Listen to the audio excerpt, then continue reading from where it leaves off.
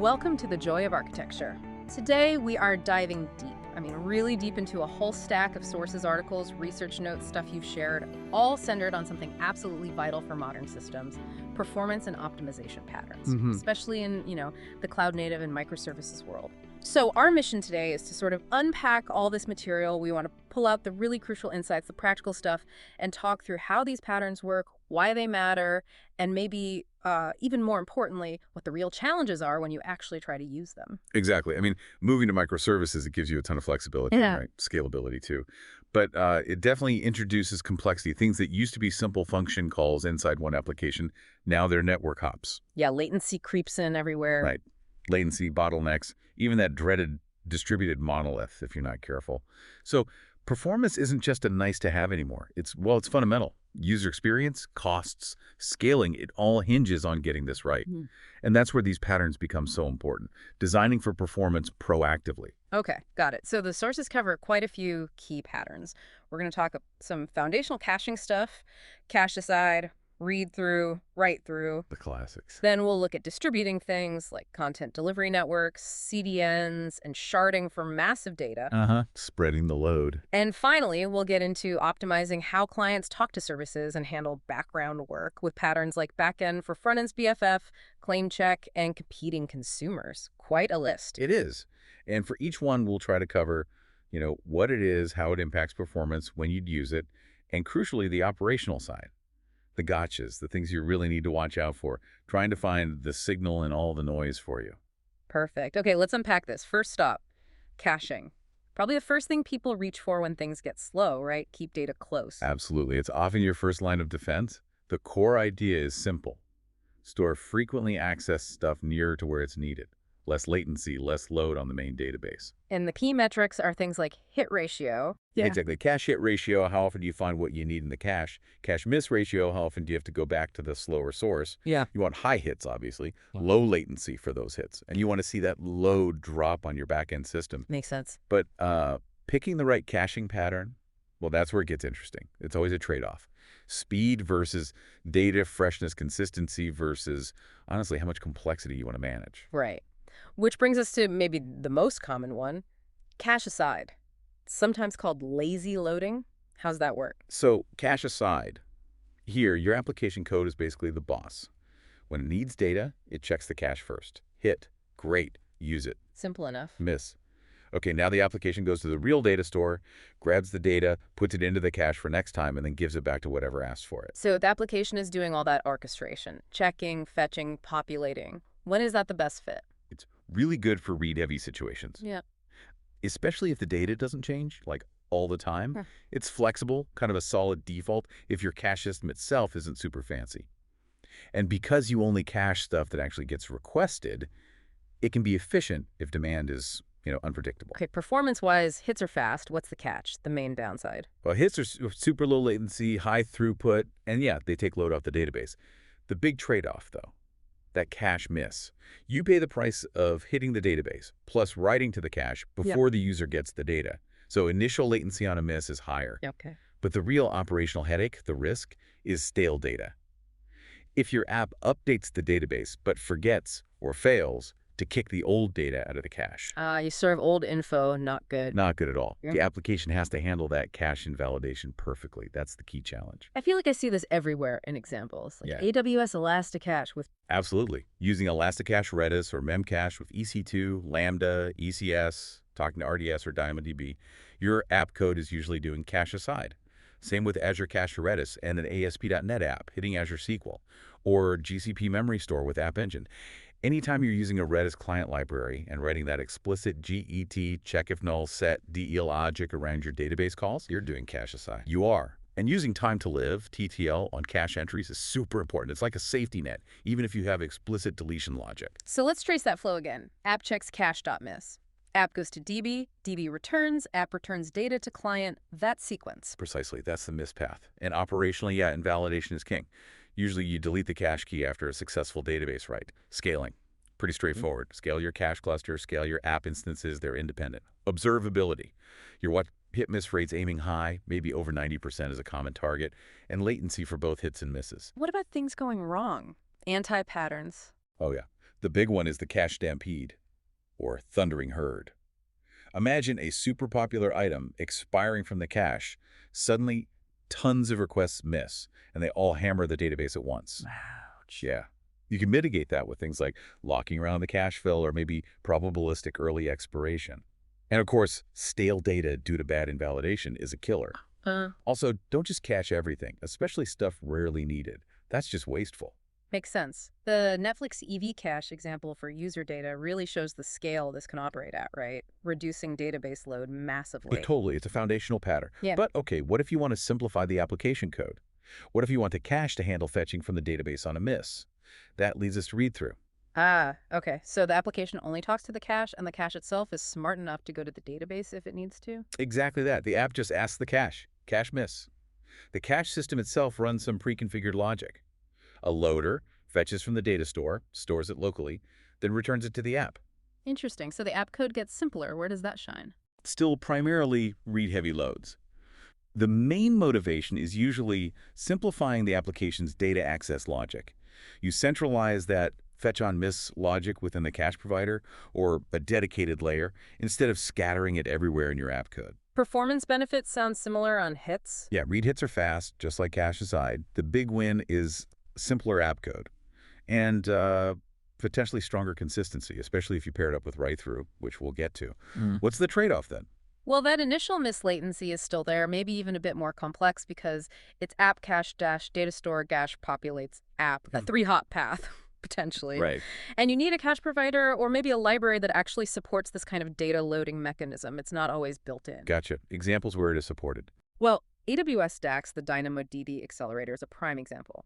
It's a managed read-through write through cache. Some caches like Hazelcast have explicit map loader interfaces you implement. For something like Redis, you might build this pattern into a data access service that applications use, or maybe leverage features in the enterprise versions like Redis Gears to script that loading logic. Okay, so the request flow changes slightly. App asks cache. Miss Cache uses its loader to ask beta store. Beta store returns to cache. Cache stores it. Cache returns to app. The cache handles the DB trip. Exactly. Operationally, invalidation is still something to think about if writes can happen outside the cache. TTLs are still your friend. Scaling depends heavily on how well the cache system itself can handle that loading work. Observability tracks hits, misses, latency, but you might want to specifically measure that database fetch time initiated by the cache. So the big appeal is really developer productivity, cleaner application code. Yeah, that's often a major factor. The qualitative benefit of easier maintenance and less boilerplate in the app can be significant, even if raw hit performance is similar to cache aside. Okay, so cacheaside.app does the work. Readthrough.cache. Does the read miss work? What about writes? How do we ensure the cache and database stay perfectly in sync when data changes? That sounds like write-through. Exactly right. Write-through is all about strong consistency. When your application wants to write data, it tells the cache. Then the cache system, or sometimes application logic managing it, synchronously writes that data to both the cache and the primary data store. Critically, the whole write operation isn't considered done until both writes succeed. Whoa, okay. Synchronous writes to two places. That sounds like it demands specific use cases. It does. Think financial systems, account balances have to be exact. Inventory management, you can't sell what you don't have. Real-time game states. Anywhere that brief inconsistency is simply not acceptable. And it's very often paired with read-through, so reads always get the latest consistent data. Makes sense. Benefit is obviously consistency. What's the performance cost? Consistency is the huge win. You get immediate read after write consistency. The big downside is write latency. You're waiting for two systems to confirm the write, so your overall write speed is limited by whichever is slower, usually the database. Ah, okay. Bottlenecked by the slowest part. Right. And it can cause cache churn if you update data really frequently but don't read it that often. You're constantly writing to the cache, maybe needlessly. Examples of write-through. Again, AWS DAX for DynamoDB does this transparently. For other caches like Elasticache or Azure Cache for Redis or Memory Store, you typically implement this logic in your application code itself. Write to cache, wait. Write to DB, wait. Then respond, OK. Some more advanced cache platforms or frameworks might offer more integrated support. So the flow for a write is app sends write, cache writes locally, cache or app logic writes to data store. Data store can get cache confirms, gets confirmation. That's synchronous lockstep. Yep, that's the essence. Operationally, the good news is you generally don't need complex invalidation for data written through the cache because it's updated directly. TTLs are still useful for eviction or data updated externally, though. Scaling. Both the cache and the data need to handle the right load. The slower one dictates throughput, observability. You have to track that combined write latency very carefully. Okay, let's quickly recap the caching trio then. Cache aside, app manages cache and DB interaction flexible, but risks stale data if invalidation fails. Right. Read-through app just talks to cache fetches from DB on miss, simplifies app logic for reads, write through. Synchronous writes to both cache and DB for strong consistency, but increases write latency. Perfect summary. And like you said, no single best pattern. It's all about those trade-offs based on your specific needs for speed, freshness, and complexity. Exactly. It really depends on the workload. Okay, let's zoom out a bit. Moving beyond caching single items to distributing content and data more broadly. First up, content delivery networks. CDNs, everyone uses these, right? Pretty much essential for anything on the web today, yeah. A CDN is basically a huge, geographically distributed network of servers' points of presence, or POPs. They cache copies of your static files, images, CSS, JavaScript, videos much closer to your actual users than your main servers, your origin. So the big win is speed, especially for static stuff. Massive speed boost, yes. Lower latency because the data travels a shorter distance. Higher throughput because the load is spread across all those edge servers. Better availability, too, if your origin server has issues. The CDN can often still serve cached content, and it reduces bandwidth costs from your origin. Plus, many CDNs offer security benefits like DDoS protection and web application firewalls. Sounds great. Are there downsides? Trade-offs? Well, the cost CDNs aren't free. Managing cache invalidation across potentially hundreds of global servers can get complex if you need to update content quickly. You're also relying on a third-party provider. And configuring them correctly can sometimes be tricky. But the performance impact, it's usually dramatic. You see it in metrics like time to first byte from the edge and the relief on your origin servers. Examples are everywhere. AWS CloudFront. Yep, CloudFront integrates tightly with S3 EC2 API gateway.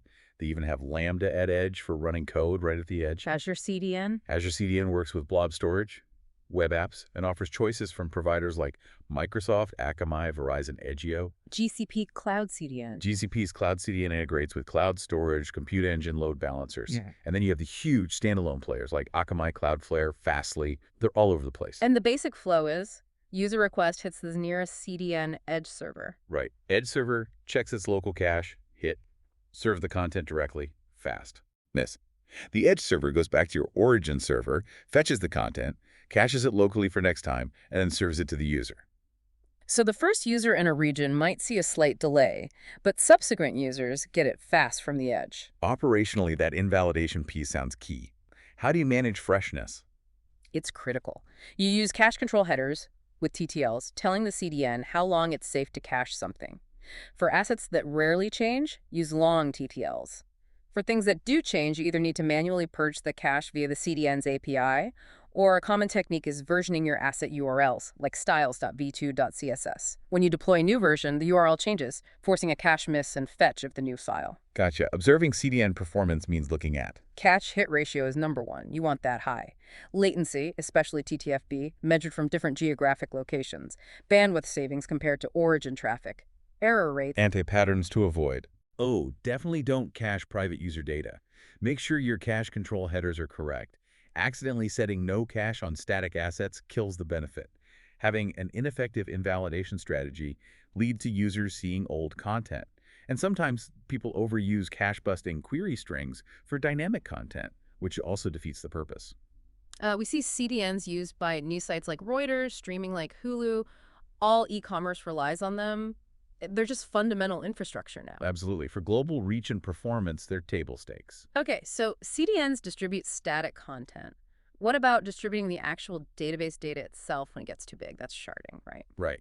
Sharding, or sometimes called horizontal partitioning, it's about taking one massive logical data set, like a huge users table, and splitting it up into smaller chunks called shards. Each shard lives on a separate database server, but they all typically share the same schema. So this is what you do when one giant database server just can't keep up anymore. Exactly. It's usually the answer when vertical scaling, just buying a bigger, faster server, hits its limits or becomes cost prohibitive.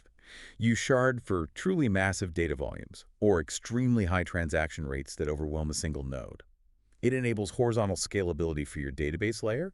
It can also improve query performance if queries can be isolated to a single shard, and improve availability because if one shard fails, it doesn't necessarily take down the whole system. Performance benefits sound clear. Scale out, potentially faster queries on smaller shards. Yes, but the trade-offs are significant. Sharding adds immense complexity to your system. Designing it, implementing the routing logic, operating it, it's much harder. How so? Well, queries that need data from multiple shards, they become slow and complex, often requiring your application to query several shards and stitch the results together. Choosing the right shard key, the piece of data used to decide which shard data lives on, is critical and hard. A bad key leads to hotspots, where one shard gets overloaded while others are idle. Uneven distribution. Exactly. And resharding, moving data around later to fix hotspots or accommodate growth, is a notoriously complex and potentially disruptive operation. Transactions across shards. Very difficult to maintain asynchronous properties. You often need complex patterns like two-phase commit or sagas. And of course, you have more servers to manage and pay for. So it's powerful but complex. How do different databases or clouds handle sharding? It varies a lot. Some databases like MongoDB or Cassandra have sharding built in. Others like PostgreSQL might rely on extensions like Citus data, or you do it purely at the application level. For MySQL, middleware like Fights is popular. In the cloud, AWS RDS usually implies application-level sharding, while DynamoDB partitions data automatically. Azure Cosmos DB also partitions natively. Azure SQL DB has tools for elastic databases. GCP Cloud Spanner is interesting because it handles sharding and resharding largely automatically behind the scenes. Architecturally, the flow involves some kind of router. Yeah. Your application, or maybe a dedicated routing layer, looks at the shard key in a request, figures out which shards hold the relevant data based on some strategy, hashing the key using ranges, a directory lookup, and directs the query to the right database server. And you mentioned the shard key is critical. What makes a good one? Oh, it's the most critical choice. It needs to have high cardinality, lots of unique values. It needs to distribute data and workload evenly. It should ideally align with your most frequent query patterns so queries hit fewer shards. And ideally, it shouldn't change often. A classic anti-pattern is using something like a sequential ID, which causes all new writes to hit the last shard instant hotspot. Operationally, planning for resharding sounds vital, even if you hope you don't need it. Absolutely. You will need it eventually if you grow or if your access patterns change. Cross-shard transactions need a strategy. Schema changes have to be applied consistently. And observability is key. You need to monitor data distribution, load per shard, detect hotspots, track cross-shard query latency. Best practice number 1, hammered home. Pick your shard key carefully. 100%. Get that wrong, and you're in for a world of pain. Also, think about data locality. Try to keep related data together on the same shard if possible. Plan for resharding. Replicate your shards for availability. But also, don't shard too early. It adds so much complexity. Make sure you've exhausted simpler scaling options first. Makes sense. We hear about companies like Tinder, Pinterest, Slack using sharding to handle their massive user bases and data. It's a necessary tool at extreme scale. Yes, but definitely a heavy lift, not something to undertake lightly. Okay, let's shift gears again. Let's talk about optimizing the interactions between clients like web or mobile apps and the backend services. Starting with the backend for Frontend pattern, or BFF. Right, the BFF. This pattern is about creating a dedicated back-end service tailored specifically for each distinct front-end experience. So you might have one BFF for your web application, a separate BFF for your iOS app, another for your Android app. It acts like a specialized API gateway or facade sitting between the front-end client and your shared, more general-purpose downstream microservices. Why build multiple backends instead of just one API? Seems like more work. It can be, but the goal is optimization. Different front ends often have different needs. A mobile app on a slower network might need a much leaner data payload than a desktop web app. The BFF allows you to tailor the response format, aggregate data from multiple downstream services into a single response optimized for that specific client, reducing chattiness and complexity on the client side. So it simplifies the front end's job. Exactly. The front end gets a single, clean API endpoint designed just for it. It offloads data aggregation and manipulation logic from the client to the BFF. It can also provide a client-specific security choke point and hide the complexity of the internal microservice landscape. Performance benefit comes from. Faster perceived performance for the end user, because the BFF optimizes the data transfer and reduces the number of round trips the client needs to make. It leads to faster UI rendering. Plus, simplifying the front end usually means faster development cycles, and it decouples the front end from changes in the downstream services. Okay, what are the trade-offs? Sounds like you end up with more services. You do. More backends to develop, deploy, monitor, and manage. There's a risk of code duplication between BFFs, if you're not careful, maybe solved with shared libraries. And a poorly designed BFF can become a fat BFF, basically turning into a monolith itself by accumulating too much business logic. It also adds an extra network hop, though ideally the optimization benefits outweigh that. Real-world examples. How are these typically built? Netflix is famous for popularizing BFFs to handle their huge variety of devices. On cloud platforms, you often see BFFs implemented using serverless functions like AWS Lambda or Azure Functions behind an API gateway, or using lightweight containerized services on ECS, EKS, GKE, Cloud Run. Node.js is popular for BFFs because it's good at async I/O for aggregating calls. GraphQL APIs, often built with things like AWS AppSync, can also function effectively as BFFs, allowing clients to request exactly the data shape they need. So the architecture is web app talks to web BFF, mobile app talks to mobile BFF, and both BFFs talk to the same pool of underlying microservices. That's the picture. Operationally, each BFF can scale independently based on its client's load. Distributed tracing becomes absolutely essential here. You need to be able to follow a request from the front end through its BFF, potentially fanning out to multiple downstream services and back. Observing latency and errors at each layer is critical. Team ownership is also interesting. Often the front-end team owns their corresponding BFF to ensure it meets their needs quickly. Best practices seem to be keeping them focused. Definitely. Keep BFFs thin. Focus on data aggregation, transformation, and tailoring for the UI, not core business logic. Stick to one BFF per distinct user experience, have clear API contracts, handle client-specific authentication authorization in the BFF, and consider caching within the BFF itself for common aggregated responses. And avoid the fat BFF monolith trap. Yes, and don't create a BFF if it's just going to be a simple pass-through that's just adding latency for no reason. And make sure the BFF is resilient to failures in downstream services, using patterns like circuit breakers. Got it. So BFFs optimize the client-server boundary for specific experiences. Now, let's talk asynchronous processing, specifically handling large messages. The claim check pattern. Right, so message queues and buses like SQS, Service Bus, Kafka, RabbitMQ, they often have limits on how big a single message can be. SQS standard is 256 KB, for example. What if you need to send something much larger, like a multi-megabyte image or a big report file, as part of an asynchronous workflow? You can't just stuff it in the message. Exactly. The claim check pattern solves this. Instead of putting the large payload in the message, you first store that large payload somewhere else, typically cheap object storage like AWS S3, Azure Blob Storage, or Google Cloud Storage. That storage service gives you back a reference, like an object key or URL. That reference, the claim check, is small. You put that small claim check in your message and send it via the message bus. Okay, so the message itself stays small. Precisely. The consumer receives the small message containing the claim check. It then uses that claim check to go and retrieve the actual large payload directly from the external storage. Then it processes the payload. Clever. What are the benefits? You overcome message size limits, obviously. You keep your message bus performing well because it's only handling small messages, improving overall throughput. It can be cheaper, as object storage is often less expensive than storing large amounts in a message queue, and you can manage security for the large payload independently in the storage system. Trade-offs. Seems like an extra step for the consumer. It is. The main downside is increased end-to-end latency for processing that specific message, because the consumer has to make an extra network call to fetch the payload from storage. It also adds complexity. You now have to manage this external storage, manage the lifecycle of the stored payloads, like deleting them later, and handle potential errors during retrieval. Examples of this in action. Very common pattern.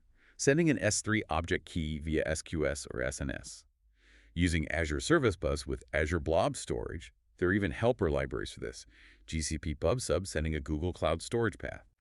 Even with Kafka, producers might write large blobs to S3 and just put the S3 URI in the Kafka message. So the flow is, producer stores big payload externally, gets a reference back. Producer sends a small message with just that reference. Consumer gets the small message, reads the reference. Consumer uses the reference to fetch the big payload from storage. Consumer processes the payload. Exactly that sequence. Operationally, the biggest challenge is payload lifecycle management. What happens to that big file in S3 or blob storage after it's been processed? You need a strategy to delete it eventually, or your storage costs will explode. Yeah. Maybe the consumer deletes it synchronously. Maybe there's a separate cleanup process. Security is also key, ensuring only authorized consumers can retrieve the payload using the claim check. And robust error handling if the payload retrieval fails. Best practices. Use it only when needed. Yeah, definitely don't use it for small messages. It just adds overhead. Use a reliable external data store. Have a clear deletion strategy for those stored payloads. Make sure your claim checks are unique and secure, especially if the data is sensitive. And monitor the process. Anti-patterns, applying it universally. Yeah, applying it everywhere is inefficient. The absolute killer is neglecting payload deletion. That's a cost and data management nightmare waiting to happen. Using unreliable storage or having guessable claim checks for sensitive data are also bad ideas. So it's a really smart way to work around message size limits and keep the core messaging infrastructure focused on routing small, efficient messages while handling the bulk data off to the side. Precisely. It separates the signaling from the bulk data transfer. Okay, final pattern for today. We've got these messages, maybe using claim check for big ones. How do we process potentially millions of them efficiently? That sounds like competing consumers. Exactly. Competing consumers is probably the most fundamental pattern for scaling out asynchronous message processing. The idea is simple. You have multiple instances of your consumer service all listening to the same message queue. The messaging system itself acts like a load balancer, ensuring that each message pulled from the queue is delivered to only one of those consumer instances for processing. So you just spin up more consumers to handle more messages? That's the core scalability mechanism, yes. Need more throughput? Add more consumer instances. It's perfect for background tasks like sending emails, processing uploaded images, handling batch jobs, processing IoT data streams. It increases overall throughput dramatically through parallel processing. It improves availability if one consumer instance crashes, others keep processing messages, and it provides natural load leveling, smoothing out peaks in message arrival rates. What are the trade-offs or complexities here? Two big ones. First, message ordering. By default, with multiple consumers pulling from one queue, you generally lose any guarantee of processing messages in the exact order they were sent across the entire stream. If order matters for a specific subset of messages, like updates for the same customer, you need to use features specific to your message broker, like AWS SQS FIFO queues, Azure Service Bus sessions, or Kafka partition keys to process related messages serially by a single consumer. Okay, ordering needs special attention. What's the second one? Idempotency. This is absolutely critical. Messaging systems typically offer at least once delivery guarantees. This means under certain failure conditions, like a consumer crashing after receiving a message but before acknowledging it, the same message might be delivered again to another consumer. Your consumer logic must be designed to handle receiving the same message multiple times without causing incorrect results or side effects. It needs to be idempotent. Right, processing the same order twice would be bad. How do different messaging systems support this pattern? They all do, really, it's fundamental. AWS SQS standard queues are designed for this, using a visibility timeout mechanism. Azure Service Bus queues and Copic subscriptions work this way. Google Cloud PubSub allows multiple subscribers on a single subscription to compete. Apache Kafka uses consumer groups. Multiple consumers in the same group will have the topics partitions distributed amongst them, ensuring each partition is processed by only one consumer in that group at a time. RabbitMQ lets multiple consumers connect to the same queue and typically distributes messages round robin. Architecturally, it's straightforward. Producers send to a queue. Multiple consumers connect to that same queue. The queue distributes messages one by one to available consumers. Yep. Operationally, besides ordering and idempotency, you need a solid strategy for handling poison messages, messages that consistently fail processing, maybe due to bad data or a bug. You need a dead letter queue, DLQ, mechanism to isolate these messages so they don't block the queue indefinitely. Scaling consumers dynamically based on load, like queue depth or CPU utilization, is also key, often using auto-scaling groups or Kubernetes horizontal pod autoscalers. Best practices, and dempotency above all. Absolutely. Robust error handling, DLQ configuration, monitoring key metrics like queue depth, and processing latency for autoscaling.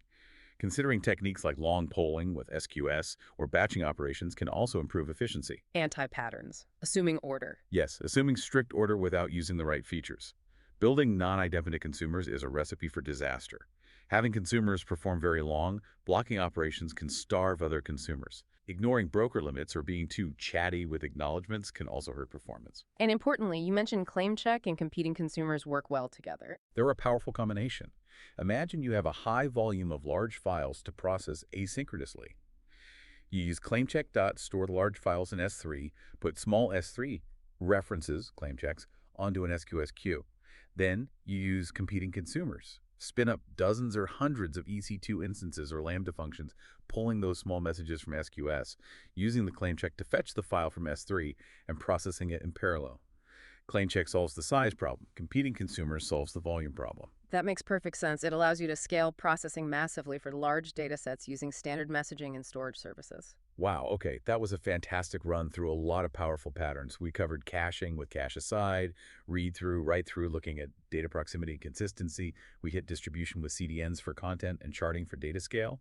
And we looked at optimizing interactions and async work with BFF, claim check, and competing consumers, all aimed at building faster, more scalable cloud-native systems. Yeah, and I think what really comes through from the sources is that none of these are silver bullets.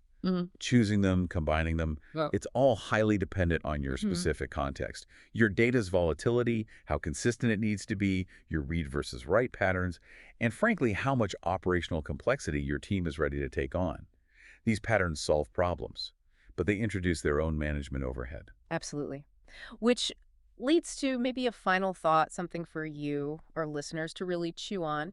Applying these patterns, definitely powerful. It gives you the tools for performance, but maybe the real ongoing challenge isn't just picking and implementing the pattern. Maybe it's mastering the observability that you need to actually understand if the pattern is working, how it's impacting the rest of your complex system, where the next bottleneck is hiding, and how to keep things performant as your system inevitably changes and evolves over time. That seems like the continuous work. Well said. Understanding the impact is just as important as the implementation. That wraps up our deep dive for today. If this discussion sparked some ideas or helped clarify these patterns for you, please subscribe to Joy of Architecture wherever you listen. We'll be back with more deep dives into fascinating topics soon.